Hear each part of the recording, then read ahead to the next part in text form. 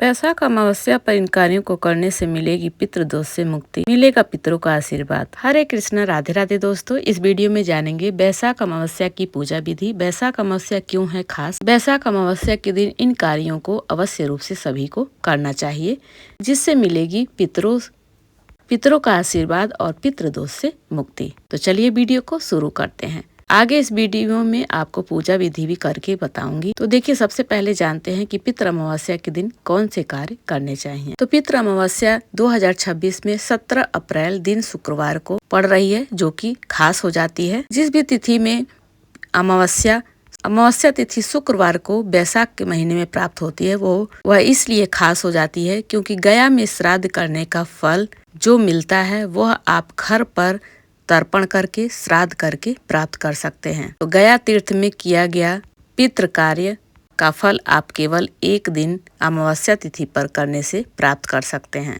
इससे आपके पितरों की मुक्ति होगी और आपको पितरों का आशीर्वाद मिलेगा। तो आपको तीर्थ सरोवर में स्नान करना चाहिए। अगर नहीं जा सकते तो घर के पानी में ही गंगा जल मिलाकर, काला तिल मिलाकर आपको स्नान करना चाहिए। उसके बाद सूर्य देवता को अर्घ देना चाहिए। सूर्य देवता के अर्घ में आपको काला तिल मिलाकर उनको अर्घ देना चाहिए और सूर्य देवता से प्रार्थना करनी चाहिए कि आप मेरे पितरों को मुक्ति प्रदान करें। उनके निमित्त मैं ये जल समर्पित कर रही हूँ। सूर्य देवता को अर्घ देने के बाद आपको पीपल वृक्ष में अर्घ देना है, जल चढ़ाना है, जिसमें आपको गंगा जल, गाय का कच्चा दूध, काला तेल और कुछ मीठा डालकर आपको जल समर्पित करना चाहिए। क्योंकि अमावस्या के दिन पितृलोक से हमारे पितृ धरती पर भेजे जाते हैं, जिनका निवास स्थान पीपल होता है। तो पीपल वृक्ष की पूजा आपको अवश्य रूप से करनी है।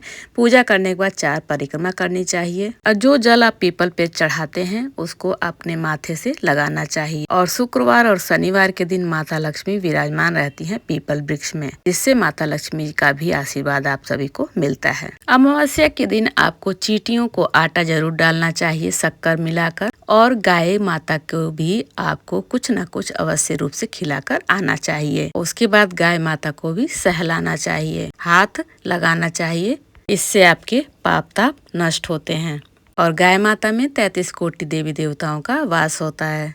कौओं के लिए भोजन आपको जरूर निकालना चाहिए अमावस्या के दिन, क्योंकि गाय, चींटी, कौवे, कुत्ते इन सभी के द्वारा हमारे पितर जो होते हैं वह भोजन ग्रहण करते हैं। और ना जाने किस रूप में आपके पितर आपकी राह देख रहे हो, तो इसलिए जीव जंतु को भी घर पर अगर कोई जानवर, कोई जीव आ गया है तो उसको खाली ना भेजें। कोई भिखारी आ गया है तो उसको खाली ना जाने दें। कुछ न कुछ देकर ही अपने सामर्थ्य के अनुसार उसको आपको विदा करना चाहिए। उसके बाद अपने घर की मंदिर की साफ सफाई करने के बाद आपको पूजा प्रारंभ करनी है। तो पूजा किस प्रकार करनी है, जो भी आपके घर में प्रतिमाएं हैं सभी को कच्चे दूध में काला तिल मिलाकर या पंचामृत में काला तिल मिलाकर आपको स्नान कराना चाहिए। अमावस्या के दिन आपको शिवालय अवश्य रूप से जाना चाहिए और कच्चे दूध में काला तिल मिलाकर अभिषेक करना चाहिए, जिससे भगवान शिव आपके पितरों को मुक्ति प्रदान करते हैं। अमावस्या माता लक्ष्मी जी को भी समर्पित होता है। कई लोग व्रत भी करते हैं। अगर आप व्रत करते हैं तो बहुत ही अच्छा है, नहीं तो माता लक्ष्मी जी की भी आपको पूजा अर्चना करनी चाहिए अमावस्या के दिन। वैशाख अमावस्या को सतुआन अमावस्या भी कहा जाता है। इस दिन सत्तू का दान आपको अवश्य रूप से करना चाहिए। तो घर में पूजा करने के बाद आप दान कुछ न कुछ जरूर निकालें पितरों के निमित्त, और पितरों का तर्पण भी आपको अवश्य रूप से करना चाहिए। ब्राह्मण भोज भी आप करा सकते हैं, श्राद्ध कर्म भी कर सकते हैं। तो पितृ तर्पण तो आपको अवश्य ही हर अमावस्या पर करनी चाहिए, और वैशाख अमावस्या पर तो आपको खासकर अपने पितरों की मुक्ति हेतु जरूर करना चाहिए। तो सभी को स्नान कराने के बाद मैंने स्थापित किया, गंगा जल छिड़क कर शुद्ध किया सभी फोटो को। उसके बाद धूप दीप जलाएंगे, पूजा आरंभ करेंगे। तो पूजा आरंभ करने से पहले धूप दीप जलाएंगे, सभी को तिलक करेंगे, जितने भी फोटो हैं, प्रतिमाएं हैं। तो देखिए, वैशाख अमावस्या में आप पितरों के निमित्त कप जल का दान, देखिए प्याऊ अगर आप लगवाते हैं तो इससे भी आपके पितर मुक्त होते हैं और उनका आशीर्वाद मिलता है। तो अगर आपके सामर्थ्य तो जरूर लगाएं, नहीं है तो वैशाख अमावस्या पर आपको जल का दान और मौसमी फल का दान, जैसे खीरा, ककड़ी, तरबूज, खरबूज, सत्तू का दान, रस का दान, बेल पत्थर जो आता है उसका दान आप कर सकते हैं।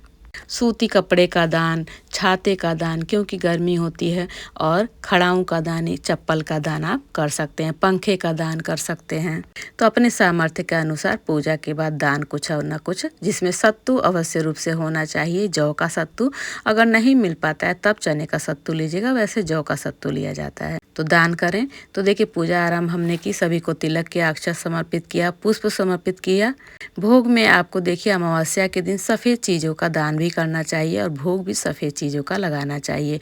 तो सफ़ेद रंग की दूध से बनी मिठाई का भोग लगा सकते हैं, बतासा, मिश्री का भोग आप लगा सकते हैं, मौसमी फल, खीरा, ककड़ी, तरबूज, खरबूज का भोग लगा सकते हैं, और साथ में सत्तू और मिश्री का भी आप भोग जरूर लगाएं भगवान को।